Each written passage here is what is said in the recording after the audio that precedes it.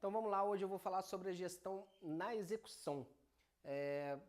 Muitas vezes, muitas pessoas nos procuram, né, e perguntam assim: Igor, eu sou mecânico, eu sou eletricista, eu sou inspetor, como é que eu uso? Eu gosto muito do canal Manutenção em Ação, eu vejo seus vídeos, gosto do que você fala, mas, cara, eu tenho uma certa dificuldade em levar isso para a prática, em colocar isso no meu dia a dia, o que você fala no meu dia a dia, enfim.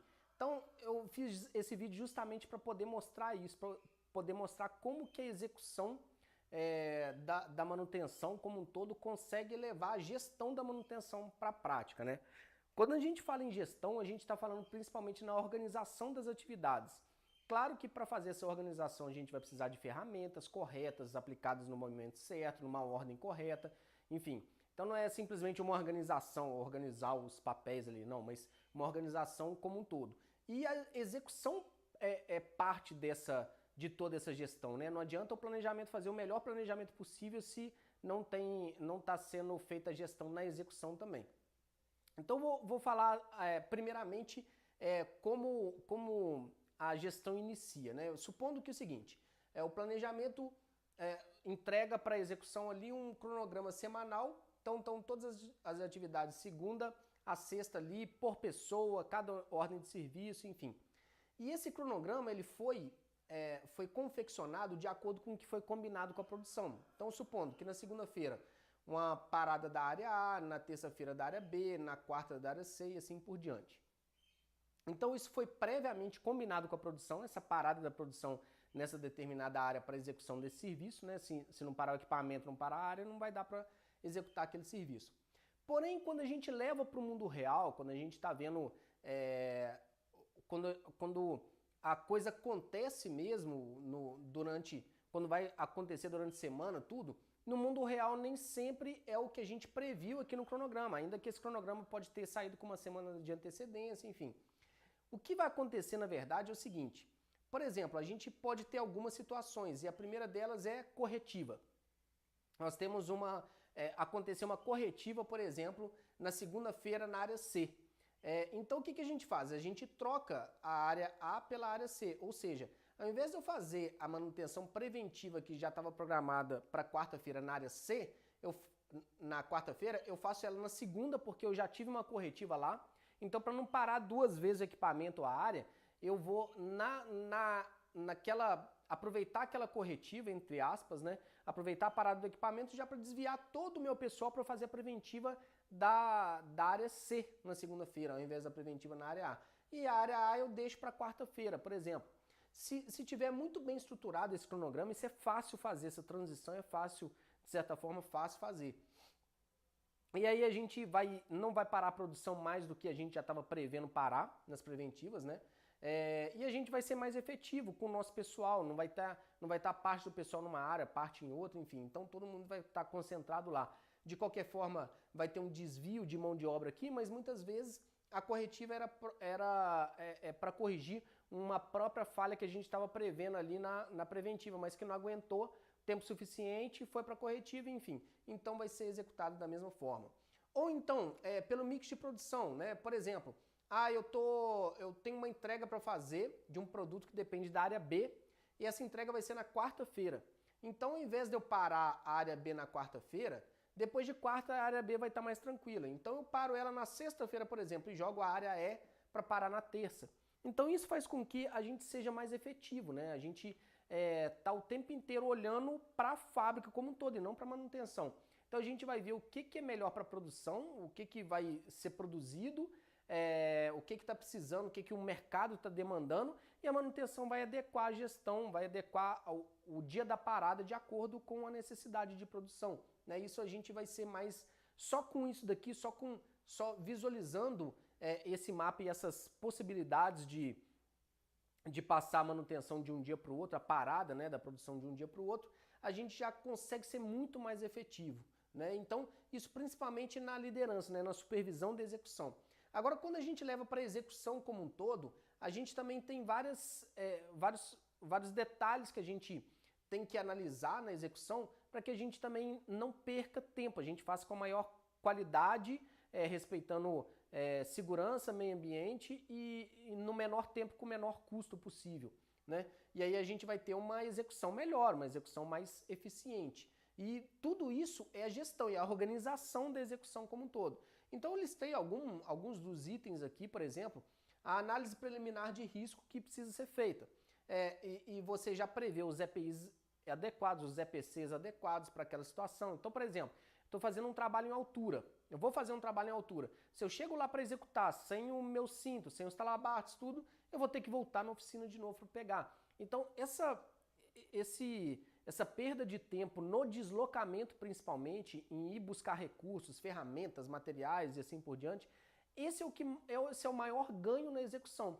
Se o executor prevê com maior número de detalhes possíveis a execução e sair lá da oficina da ferramentaria, enfim, do almoxarifado, com maior número de recursos que ele vai precisar, ele provavelmente não vai precisar voltar lá para pegar nada. Então ele já vai estar diretamente no equipamento, atuando no equipamento e não perde tempo nesse deslocamento de ida e volta, né? É sempre a gente pensar no pit stop ali da Fórmula 1, né? Olha quantas pessoas estão ali em volta do carro, cada uma com uma função bem determinada, cada uma com a sua ferramenta, a ferramenta bem adequada para o que ele vai executar ali, né?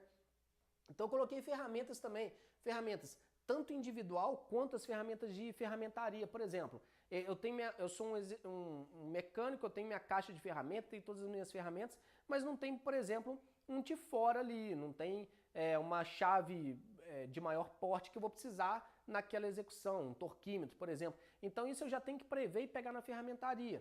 Assim como é importante sempre o executante tá sempre informando e vendo, tendo ideias criativas aí, informando o máximo de detalhes pro planejamento e para os seus gestores de como que ele pode ser mais eficiente. Por exemplo, a bolsa de ferramenta, a caixa de ferramenta ali, ela é muito pesada.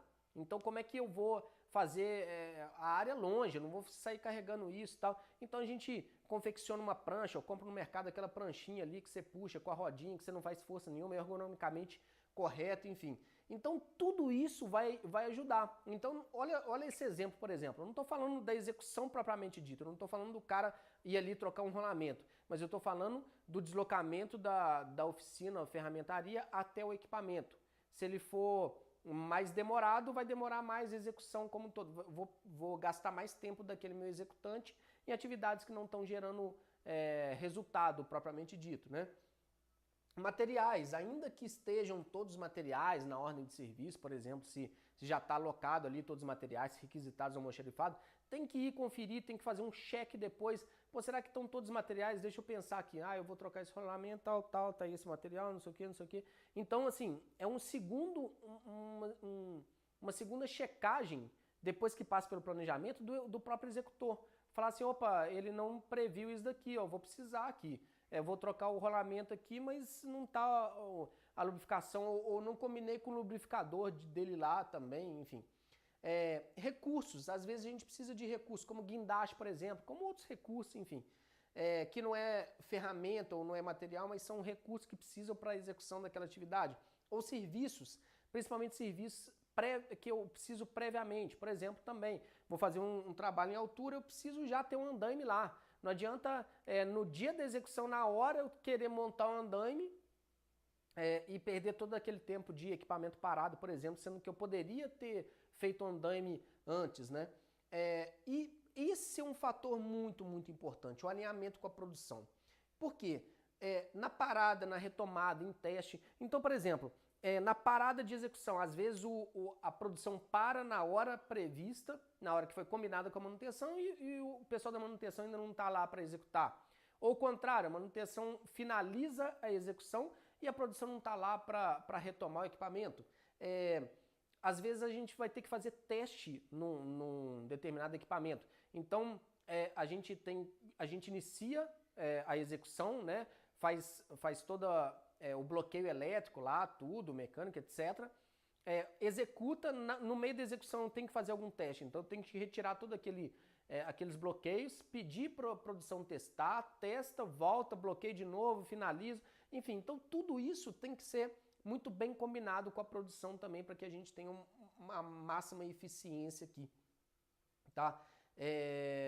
Então é isso, assim, quando a gente fala em eficiência na execução, principalmente nós estamos falando de fazer no menor tempo possível, com toda a segurança, sem burlar nenhuma situação que possa ter risco de segurança, respeitando todas as normas ambientais, né, com a maior qualidade possível, porque o retrabalho uma maior perda de tempo possível se chama retrabalho, porque eu parei a produção, executei para depois parar e executar aquilo, a mesma coisa que eu executei de novo. Então, com a maior qualidade possível e no menor custo, né? Então, se eu já prevejo, se eu já tenho toda essa previsão ali do que eu vou executar, eu posso fazer no menor custo possível também. Eu posso comprar todos os meus materiais, contratação de serviço, etc., previamente, com isso negociar melhor, pagar mais barato, assim por diante. E é claro que é o seguinte, a manutenção é um ciclo, né? Ela não é como um projeto que eu inicio e termino. Não, a manutenção que eu fiz hoje, daqui a um tempo eu vou fazer ela de novo. Pode ser na semana que vem, ou no mês que vem, ou daqui a 2 meses, 3 meses, mas eu vou executar de novo. Então é bom a gente sempre aprender com os nossos erros e não somente com os erros, mas tentar melhorar sempre. Então se eu executei algo hoje, que na próxima execução eu tendo a ser melhor. Eu tendo a executar naqueles 5 princípios aqui, com mais segurança, respeitando melhor as normas ambientais, em menor tempo, com menor custo e melhor qualidade. Então, eu consigo fazer tudo isso de uma maneira melhor, por quê? Porque eu já fiz no passado e eu já aprendi como fazer melhor. Então, muito disso está relacionado a ferramentas, por exemplo, a condição de fazer execução. Às vezes a gente tem um local de difícil acesso que era só criar uma plataforma ali para acessar, que a gente demoraria muito menos tempo para fazer aquela execução.